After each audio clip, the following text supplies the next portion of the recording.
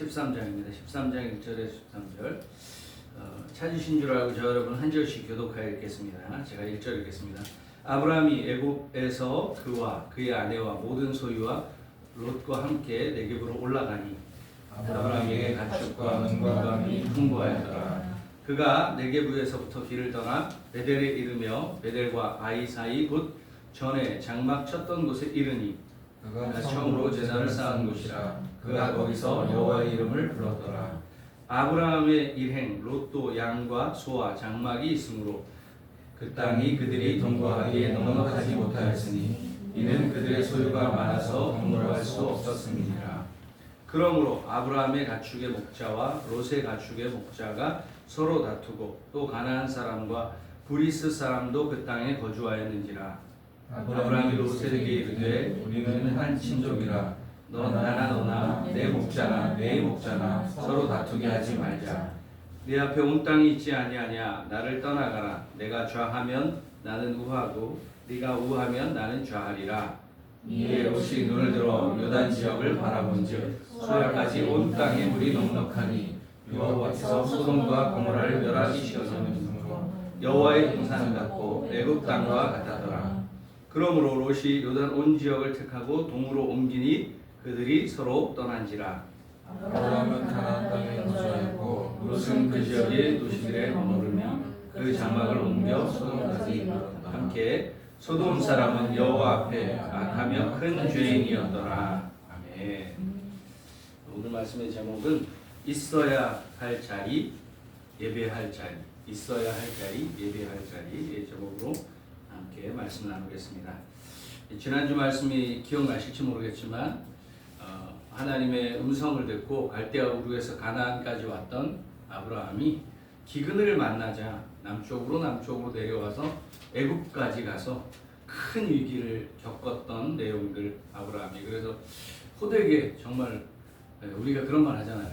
뭐 뒤었다 그러나? 뒤었다 그러잖아요. 큰 호되게 뭐랄까 고난을 겪고 난 뒤에 이제 바로를 통해서 다시 하나님이 애굽에서 이제 내보내는 장면까지가 이제 지난주 말씀이었습니다. 아브라함이 겪었던 애굽에서의 겪었던 사건, 사실 우리가 쉽사리 그냥 뭐 그런 일이 있었구나라고 치부할 일이 아니라는 거예요. 우리 일상에 늘 경험할 수 있는 일. 어려움이 닥치면, 고난이 닥치면 우리 본능적으로 뭔가 이렇게 계산도 하게 하고 이걸 어떻게 해결하지? 다 익숙하게 됩니다. 근데 정말 그때마다 하나님 앞에 묻는 것이 쉬운가? 이것도 연습해야 될 일이죠. 아브라함은 묻지 않고 이제 기근을 피해 남쪽으로 애굽까지 갔죠.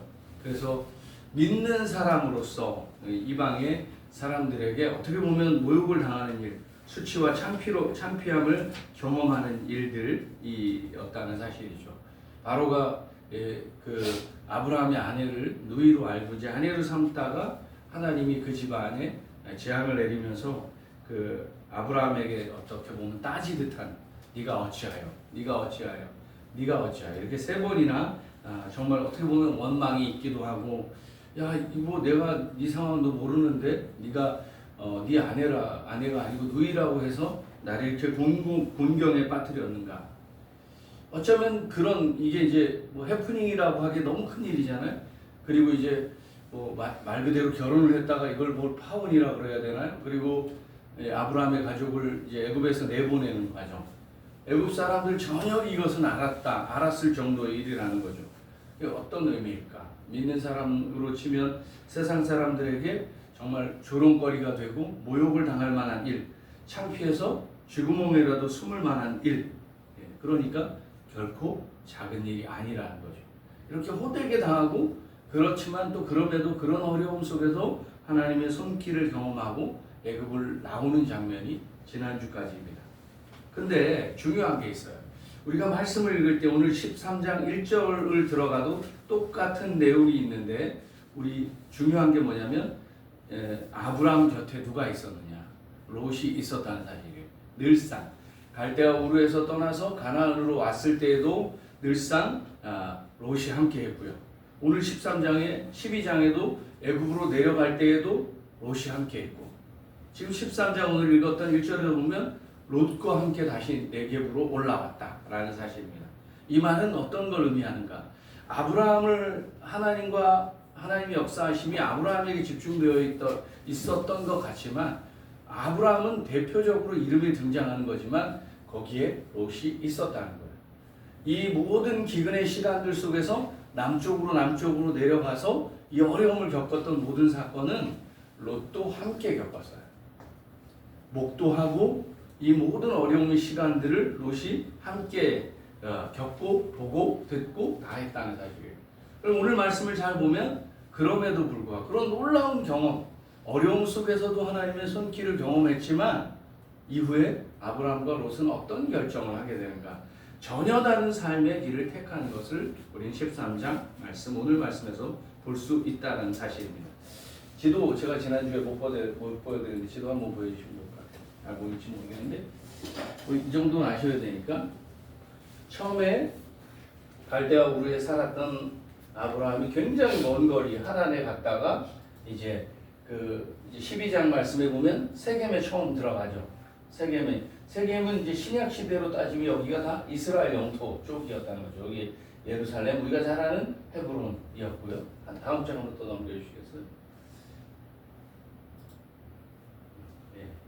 이제 여기를 잘 보시면 이제 여기가 이제 처음 제단을 쌓았던 세겜, 그리고 베델에서 또 옮겨가서 제단을 쌓고 베델과 아이에서 12장에 그런 말씀이 있죠. 그리고 이제 남쪽으로 내려가는 거죠. 이쪽이 네게부 사막 지역입니다. 남쪽으로 꽤나 먼 거리 이집트까지 이제 가지 않겠습니까? 그리고 이제 13장은 이제 역방향으로 다시 올라오는 거죠. 이렇게 네게부를 거쳐서 이제 이 베델과 아이 사이까지 쭉 올라오는 장면, 내려갔다가 다시 올라오는 장면. 그냥 그걸 머릿속에 그리시면 될 것 같아요.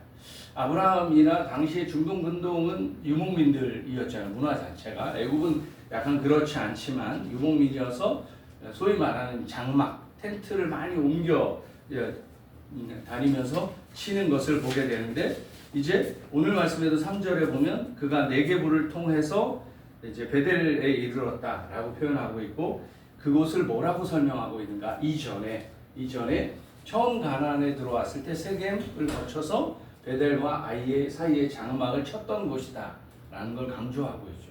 그리고 거기서 어떤 일이 있었냐? 여호와의 이름을 불렀더라.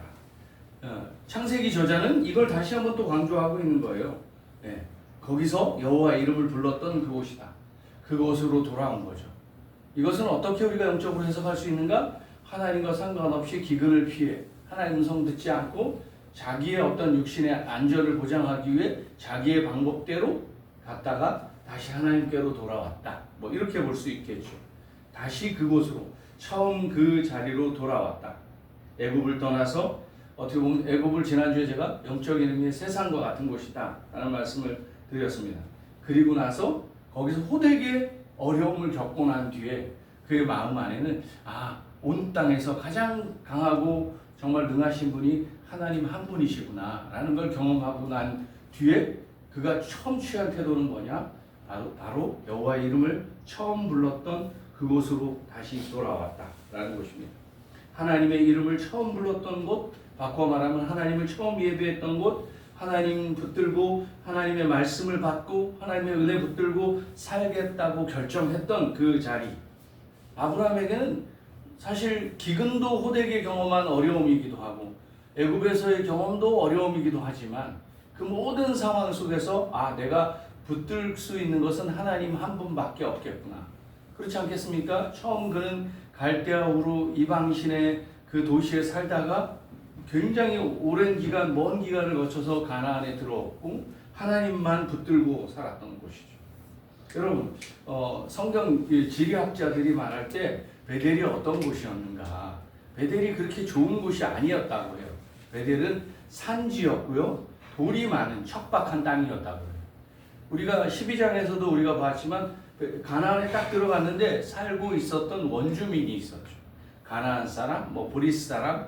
오늘 말씀에도 그 가나안 사람, 브리스 사람을 이제 표현하고 있는데 원주민이 살고 있었다는 건 어떤 의미냐면 그들이 이미 좋은 땅에서 좋은 어떤 목초지를 가지고 있었다라는 거예요. 그러니까 어떻게 돼요? 아브라함은 이방인으로서 남은 땅, 한정된 자원에서 양들을 치고 목초지를 가지게 되었죠. 근데 그러다 보니까 한정된 자원에서 아브라함과 롯은 어떻게 돼요? 아마 더 많이 번성한 은혜를 주셨던 것 같아요. 소유가 너무 많다라고 오늘 말씀 6절에서 이야기하고 있으니까. 그러니까 이제 분쟁과 갈등이 시작되는 거예요. 우리는 제가 이렇게 말씀을 준비하다가 그런 생각이 들었어요. 다른 분들은 말씀을 어떻게 이걸 풀어서 설명하고 있지? 근데 표면적으로 그냥 갈등이 생겼다. 그래서 양보하고 배려하면 되는구나. 이런 이제 방향으로 말씀을 푸는 분들도 더러 있더라고요. 제가 자꾸 묵상을 하다가 이 말씀이 정말 이야기하고 싶은 근본적인 창세기 저자가 이야기하고 있는 그리고 하나님이 우리에게 말씀하고 싶은 것이 무엇인가 라는 거예요. 여러분 이미 아브라함이 애굽에서 돌아올 때 그렇게 큰 공경을 겪었지만 그냥 소위 말하는 빈털터리로 돌아오지 않았어요. 오늘 말씀에 보면 바로가 예를 들면 아내를 이제 사례를 아내로 취한 다음에 금은보화를 다 줬잖아요. 그걸 뺏지 않고 그걸 다 줬어. 굉장히 부를 얻고 돌아온 거죠. 그러니까 어떻게 보면 베델이 척박한 곳이라 할지라도 인간적으로 보면 어느 정도 살만했을 거예요. 사실은 살만했을 거예요. 그러면 살만하면 그 돈으로 예를 들면 여러 가지 행동을 취할 수 있겠죠. 가나안 사람, 브릿 사람들하고 뭔가 어떤 뭐라고 그래야 돼? 사업적 협약을 맺고 좋은 환경을 자기가 만들 수 있잖아요. 그런데 성경에는 그런 언급이 전혀 없다는 사실이에요. 그냥 그저 여호와 이름을 처음 불렀던 그 자리로 돌아갔다. 그게 끝인 거예요. 그게 끝이라는 거예요. 그 은혜의 자리, 세상 어떤 것도 필요치 않다. 내가 겪어보니까 애굽에서 어려움을 겪어보니까 뭐죠? 애굽에서 어려움을 겪어보니까 하나님 없으면 아무것도 아니구나. 내가 지금 부요함을 가지고 있을지라도 하나님 없으면 아무것도 아니구나. 그래서 저는 베델을 선택하지 않았을까라고 생각이 들어요. 자, 그럼 여기서 질문. 아브라함은 베델을 선택했어요. 롯도 베델을 선택했을까? 롯의 입장을 좀 들여다봐야 될 필요가 있는데요. 이제 아브라함의 목자, 롯의 목자, 이 척박한 땅에서도요. 우리가 인간적인 면에서 보면 이미 좋은 목초지를 다 빼앗겨 버렸어. 그래서 앞서 말씀드린 대로 가나안의 원주민들하고 좀 협상해서 좋은 환경을 만들 수도 있는데 그렇게 하지 않아요. 그런데 이 척박한 땅에서도 아마 계속해서 하나님의 은혜를 주셨던 것 같아요. 양도 늘어나고 소출이 늘어나고 뭔가 막 가족들이 부여하고 목자들도 많아지고 그렇게 좁은 곳에서 막 부대끼고 힘들었던 모양이죠. 그래서 우리가 잘 아는 대로 아브라함은 어떻게 합니까? 이제 좀 이렇게 좀 떨어져서 살자 그러잖아요. 그죠? 네가 나를 떠나라. 그리고 네가 좌하면 나는 우하고 네가 우하면 나는 좌하겠다. 선택권을 주는 거예요. 선택권을 주는 거예요. 근데 롯이 어떻게 선택합니까? 10절 말씀 좀 한번 다 같이 볼까요? 10절 말씀 우리 한 목소리 읽겠습니다. 10절 시작. 이에 롯이 눈을 들어 요단 지역을 바라본즉 수알까지 온 땅에 물이 넉넉하니 여호와께서 소돔과 고모라를 멸하시기 전이었으므로 여호와의 동산 같고 애굽 땅과 같았더라. 여기 지금 롯이 선택하고 있는 롯이 가고자 하고 원하는 땅이 어디인가? 바꿔 말하면 앞서 아브라함이 올라와서 베델에 장막을 쳤던 것처럼 정말 이 롯도 하나님의 은혜를 사모하고 하나님을 예배하려고 하는 땅을 선택하고 있는 것인가? 근데 와서 베델은 척박하니까 지금 여기에 포인트는 뭐냐? 롯이 눈을 들어서 요단 지역을 바라보았다. 하나님을 바라보고 하나님의 얼굴을 구하고 하나님께 묻고 듣고 순종하는 예배의 자리에 있었던 게 아니에요. 자기 눈은 어디가 더 좋은가? 내가 먹고 살기에 어디가 더 좋은가? 그리고 세상 관점으로 보고 있는 것이죠.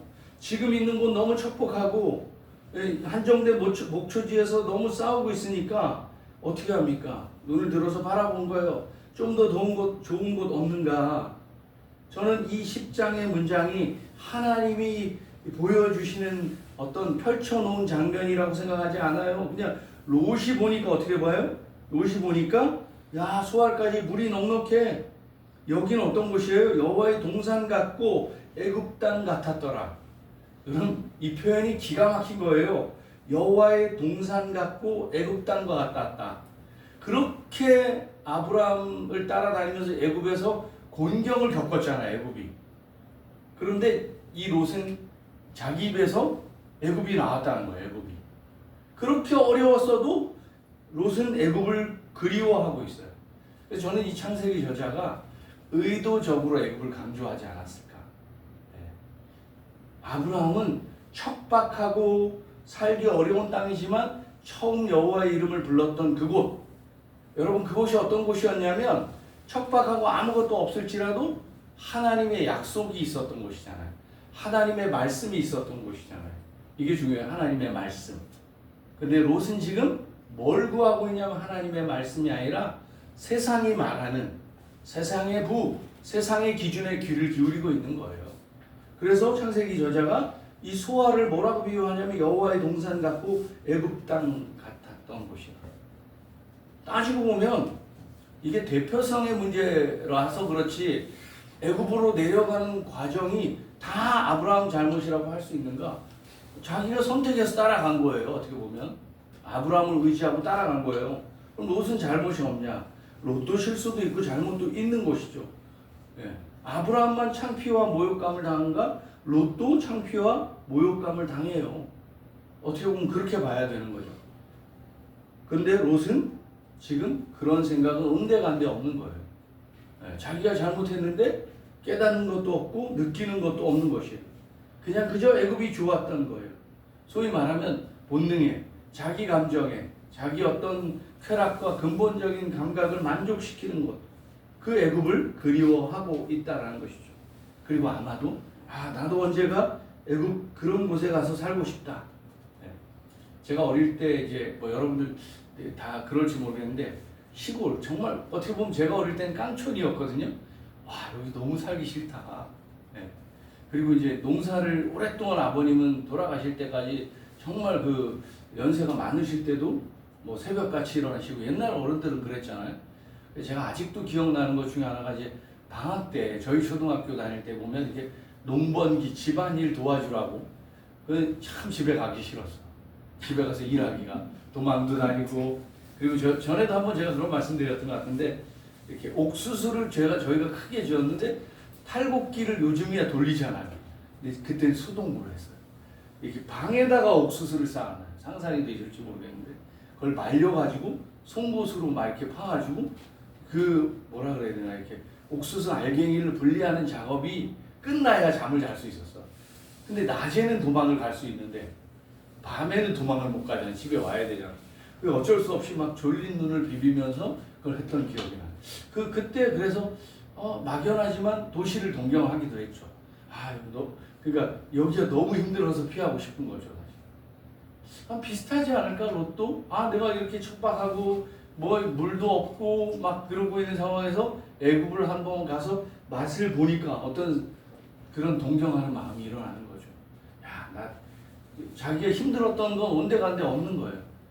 그래서 세상 말로 말하면 이제 잔머리가 돌아가기 시작하는 거죠. 언제 기회가 되면 저런 데 가서 살아야 되겠다. 근데 때마침 이제 자기 이제 소출이 늘어나고 아브라함 삼촌하고 이렇게 막 부대끼고 어려워지기 시작하니까 자기 눈을 들어서 보는 거예요. 눈을 들어서 하나님을 본 게 아니라 그냥 세상을 바라보는 것이요. 내 눈에 보기에 좋은 곳이 어딘가. 하필이면 그죠? 하필이면 참 놀라워 이게. 우리가 또 세상 바라보면 또 그 미혹될 만한 것이 눈앞에 막 보이는 거예요. 이게 뭐 하나님이 일부러 그러시는 건 아니겠지만 저것도 괜찮은 것 같고 저것도 괜찮은 것 같고 그런 마음이 드는데 어떻게 돼요? 소알 땅이 탁 보이는 거죠. 물도 넉넉해. 얼마나 풍족해. 저기 가면 살만하겠다. 그래서 어떻게 합니까? 11절에 롯이 요단 온 지역을 택하고 동으로 옮기니 그들이 서로 떠난지라.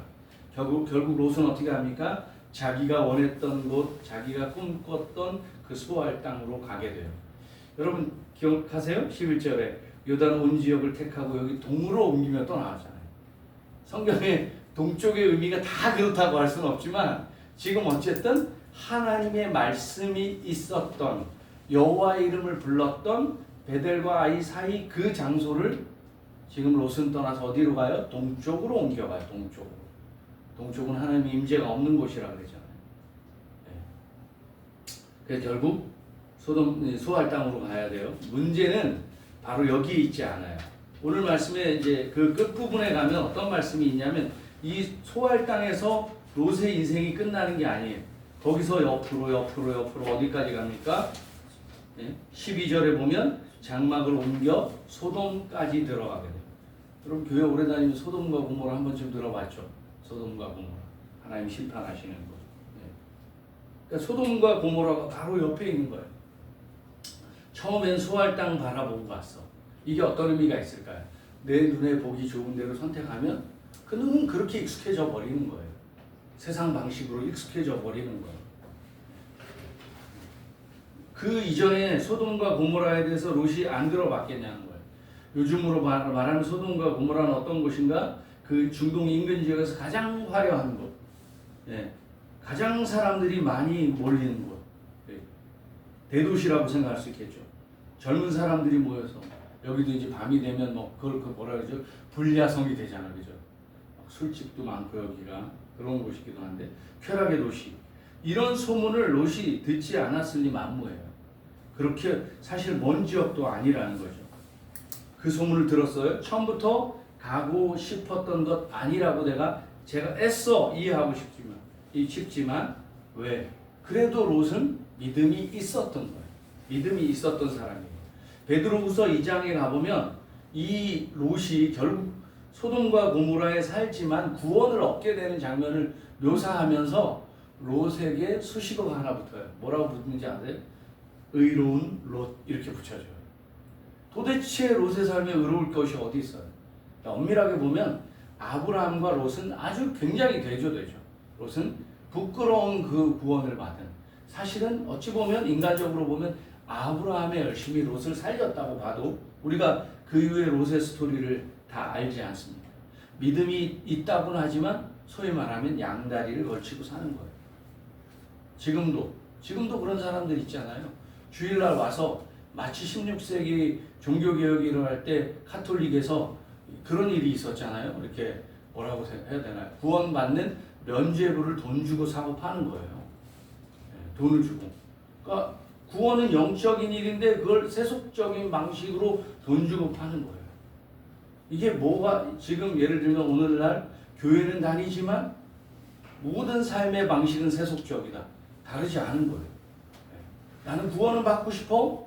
그러니까 교회는 와. 삶의 방식은 세상의 방식을 따르는 거죠. 롯처럼 눈에 보이는 대로. 그러니 어떻게 됩니까? 그도 믿음이 있었지만 그냥 소할 땅만 가. 뭐 좀 많이 봐주더라도. 그런데 어떻게 돼요? 욕심이 잉태한 집 죄를 낳고 죄가 장성한 집 사망을 낳는 거예요. 죽음의 길을 향해서 걸어가고 있는 것이죠. 아무리 이해하려고 애를 써도 어떻게 되냐? 12절 말씀, 아브라함은 가나안 땅에 거주하고 롯은 그 지역의 도시들에 머무르며 그 장막을 옮겨 결국은 어디까지 가냐면 소돔으로 들어가는 거예요. 우리가 이게 뭐 스펙트럼과 같이 여러 선택지가 넓은 게 아니에요. 저는 구원의 문제는 생명 아니면 사망 아니겠어요? 여러분 구원은 단순해요. 내가 곧 길이요 진리요 생명이요. 그 말은 예수님 믿으면 우리가 생명길로 가는 거예요. 예수 안 믿으면 사망의 길로 가는 거예요. 너무 극단적일지 모르겠지만 어정쩡하게 우리가 살면서 구원받을 거라는 기대하는 것은 무리라는 거죠. 어떤 의미에서 그래서 복음은 굉장히 선명한 것이죠. 선명한 것이죠. 그래서 단순히 앞서도 말씀드렸지만 아브라함과 롯이 갈등을 했구나. 그래서 아브라함이 좋은 양보의 본을 보였구나. 그렇게 이 말씀을 풀기에는 너무나 부족한 것이죠. 문제는 뭐냐? 하나님의 말씀하신 그 자리에 있는가? 하나님의 말씀을 떠나 세상 방식으로 살아가고 있는가? 그걸 보고 있는 거예요. 우리는. 그의 장막은 어디 있는가? 그의 삶의 기준은 어디에 있는가라는 거예요. 결국 소돔 땅에 들어갔던 롯의 삶은 어떻게 되겠습니까? 소돔은 은혜가 없는 곳이에요. 멸망할 도시예요. 이미 우리가 아는 대로 멸망하는 것이죠. 소돔은 이제 이것이 논란이 많긴 한데 소돔이라는 도시에서 여러분 들어보셨는지 모르겠지만 소돔이라고 하는 약간 성적인 의미의 용어로 발전했다는 걸 이제 이야기하는 성경학자들도 있었고 뭐 어떤 경우는 이걸 동성애 문제가 거기에 있었다라기도 하기도 하고 여러 가지 이야기들도 있어. 어찌 됐든 간에 그게 사실이냐 아니냐를 떠나서 소돔은 나중에 보면 굉장히 타락한 도시의 전형적인 표현으로 나오죠. 그러나 롯이 그것을 선택했다는 거예요. 아브라함은 은혜의 자리에 장막을 쳤던 것과 달리 은혜가 없는 자리, 쾌락의 도시, 타락의 도시에 롯은 장막을 쳤다. 그리고 이 둘의 선택의 결과, 인생의 결과가 얼마나 극명하게 다른지 우리는 성경을 통해서 알 수 있다라는 것이죠. 여러분 우리가 다 연약해요. 뭐 아브라함이 한번 크게 애굽에서 크게 데이고 어려움을 겪고 나니까 이렇게 정신을 차려서 처음 아브라함이 하나님의 이름을 불렀던 곳에 정착했다. 아 나도 그럴 것 같죠. 근데 쉽지 않다는 거예요. 쉽지 않다는 거예요. 우리의 마음이 흔들리는 갈대 같아요. 목사면 내공이 훨씬 더 많아서 더 잘할까요? 저도 그럼 미혹에 빠질 수 있는 거고 한국 교회 이야기들을 잘 보면 목사들도 시험에 들고 넘어지는 일들 너무나 많죠. 누구도 예외 없다라는 거. 그렇기 때문에 제가 정말 여러분 귀에 이제 피날 정도 아브라함을 강조하고 싶은 게 아니에요. 아브라함이 뭐가 뛰어날 게 뭐가 있어요? 여러분 애굽에서 인생이 끝났다고 해도 우리는 여기에다가 부연 설명할 이유 하나도 없는 거예요. 아브라함이 선택해서 애굽 갔잖아. 근데 끊임없이 하나님이 열심히 기억하세요? 제가 지난주에 추격하시는 하나님. 아브라함이 정말 잘못된 길을 갈까봐 그를 또 잘못된 선택을 한 아브라함을 애굽에서 끄집어내는 하나님. 우리의 의로움의 근거가 어디 있는가? 하나님 때문에 우리가 의로울 수 있는 거예요. 그 세상 누구도 내가 의롭다 완전하다 할 수 있는 사람은 없다. 우리는 실수하고 넘어지는 거죠. 성경에 선줄로 생각하거든 넘어질까 조심하라. 누구도 다 넘어질 수 있는 거죠. 잘못 살 수 있고 창피당하고 부끄러움 당할 수 있다라는 거예요. 성공의 자리에 올라가면 때로는 무너질 수 있다라는 것이죠. 그러면 오늘 이 말씀이 우리에게 주고자 하는 도전은 무엇인가? 단순하죠. 딱 하나. 우리는 어디에 있어야 되는가? 어떤 자리에 있어야 되는가? 어떤 자리가 은혜인가? 놀랍게도 은혜의 자리는 어떤 곳이냐면요. 척박하고 황량한 사막과 같은 곳이에요. 여러분 기억하세요? 이스라엘 백성들이 출애굽하는 모든 기간 속에 하나님은 이스라엘 백성에게 구름 기둥과 불 기둥을 내리셨어요. 이게 뭐예요? 아무것도 없는 곳에 낮에는 정말 구름 기둥으로 우리 의영이 몽골 가서 봤잖아요. 큰 구름이 그늘을 만들어내는 그 놀라운 하나님. 매 순간 거기는 황량한 사막과 같은 곳인데 거기에 불기둥을 띄우고 밤에는 추우니까 하나님 황량한 사막과 같은 곳. 예수님은 또 어떠셨어요? 예수님은 시험을 광야에서 받으셨어요. 마귀가 이때다 와서 뭐 돌로 떡을 만들고 뭐를 하잖아요. 그 말씀을 잘 보세요. 마지막에 그 시험의 과정 속에 성령님이 계셨고 천사들이 그를 돌보고 있었어요. 사막과 같은 곳, 황량한 곳, 아무것도 없는 곳 가운데 하나님이 여전히 거기 계시다는 거예요. 그런데 우리가 롯이 선택한 만약에 황량한 정말 황량한 곳이 아니고 화려하고 뭔가 늘 재미가 있고 매일매일 만족할 것만 같은 그곳에 중요한 건 뭐예요? 하나님이 거기 계시지 않는다는 거. 하나님이 거기 계시지. 선택은 우리의 몫이죠. 선택은 우리의 몫이라는 거. 베델 땅, 척박한 땅이지만 하나님이 부르신 그 자리에 있을 것인가? 아니면 정말 내 눈에 보기 좋은 대로 내가 뭐 이 땅의 삶을 그냥 한번 살면 그만이지 부어라 마셔라 즐기고 싶어서 도시의 삶을 선택할 것인지. 그러나 그 선택의 결과는 180도 정반대로 달라진다는 거죠. 여러분 그 옛날에 TV CF 기억나실지 모르겠지만 순간의 선택이 10년을 좌우한다. 근데 우리의 믿음은 순간의 선택은 영원을 좌우하는 것이죠. 여러분 오늘 말씀 핵심이 무엇일까요? 하나님이 있으라고 하는 곳에 있는가? 하나님이 하라고 하는 걸 하는가? 내 주변 환경은 중요하지 않아요. 하나님과 나와의 관계가 연결되어 있으면 그것이 황량한 사막일지라도 하나님의 은혜가 나를 덮으실 것이고 내가 아무것도 없고 부족한 인생일지라도 하나님 붙들고 있으면 이스라엘 백성들을 만나와 메추라기로 40년 먹이셨던 그 하나님, 우리를 오늘도 풍족하고 부요하게 하실 수 있는 하나님, 무엇을 붙드시겠습니까? 어디에 계시겠습니까? 여러분이 현명하고 올바른 선택하실 수 있는 저와 여러분의 삶이 될 수 있기를 주님의 이름으로 축복합니다. 네. 오늘은 찬양을 좀 하나 해야 되겠다. 갑자기일 수도 있는데 그런 마음이 들었습니다.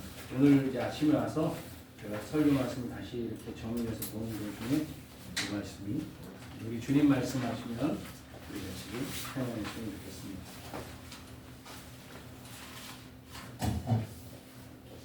네.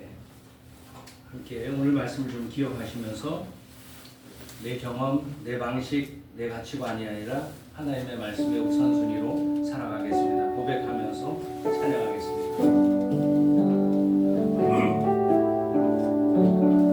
주님 말씀하시면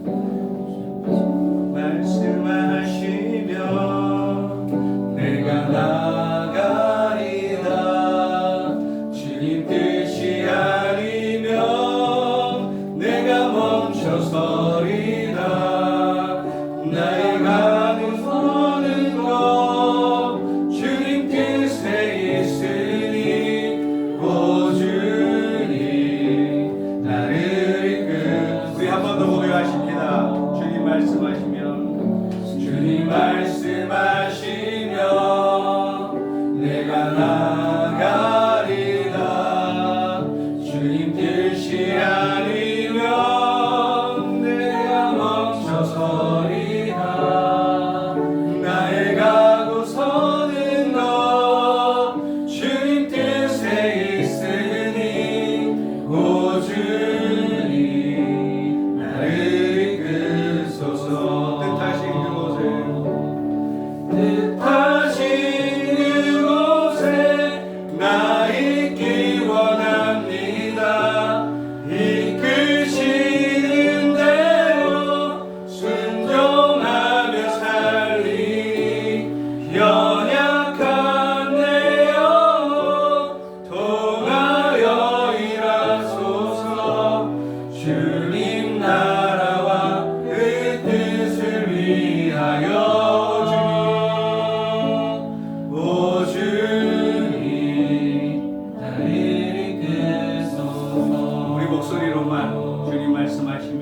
주님 말씀하시면